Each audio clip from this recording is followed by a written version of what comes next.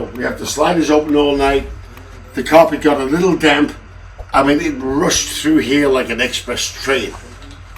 But my doors and windows kept most of it out. It's a little bit damp here still, but that's fine. It's not going to get moldy because we're drying it out.